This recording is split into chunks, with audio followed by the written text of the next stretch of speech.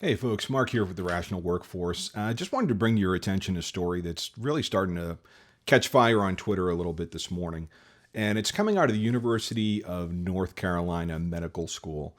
And, there's been a lot of discussion these days, or a lot of questions surrounding things like DEI, diversity, equity, and inclusion, and ESG, which is environmental, social, and governance. There are a couple of scores that are becoming increasingly important, by which companies and public entities and universities are being judged on things that are beyond kind of financial or outcome based measures.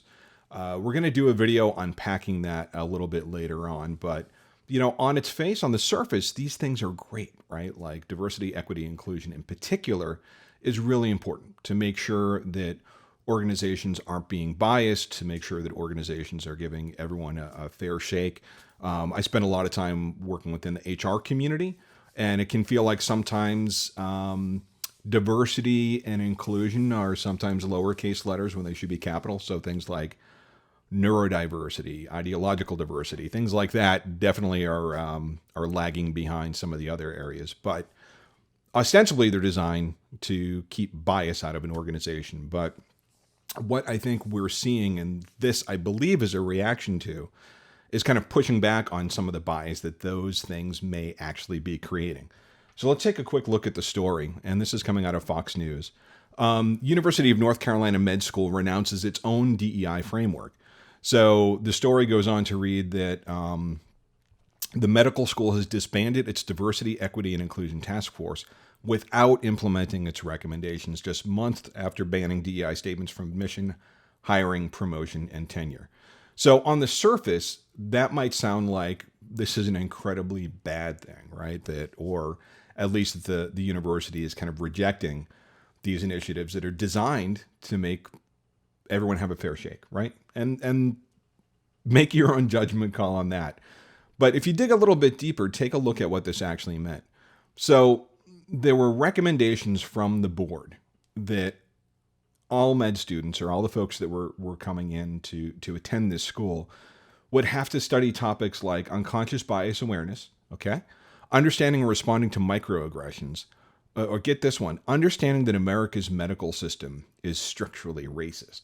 So part of what the university was pushing back on was there was a recommendation from this panel that they make essentially swearing fealty to these programs a condition of employment or a condition of acceptance. So this is the actual letter that was sent out by the university. You can see May 11th, so a few weeks ago.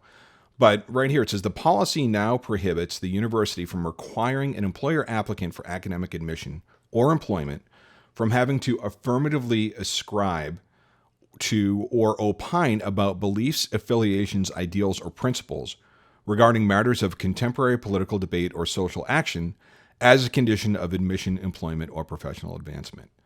Now, does this mean that there can't be groups within the school or groups within the organization that are aimed at continuing these important discussions? No. Does it mean that they're discriminating against anyone in the hiring process? No. What it does mean is that they are not going to require students to essentially state that they're going to be out there advocating full-throated on all of these things that they may or may not actually believe in. And again, whether you believe in it or not is kind of irrelevant, right? It's a case of, are you going to potentially force people into an ideological box if they want to participate in your program? It's going to be interesting to see how this plays out in the media. It's going to be interesting to see how this plays out online. But I wanted to bring this up, and I wanted to offer some of the other aspects of the story and the rationale behind it that may or may not get exposure once this hits the mainstream news cycle, if it's picked up at all. But it's something that's hotly discussed in a lot of organizations today. I think we're seeing a lot of news stories around DE&I and ESG. So I wanted to bring it to your attention, and let me know what you think. Leave some information in the comments below. I'd love to know your thoughts. If you like this, please click subscribe and hit the like button below. Really just launching this channel out, trying to offer an interesting perspective on some of the things that are hitting the workforce today. in maybe a way that you might not be seeing out there today. So I would love your input on this. And with that, we'll sign off. We'll see you on the next one. Have a good day, folks. Thanks.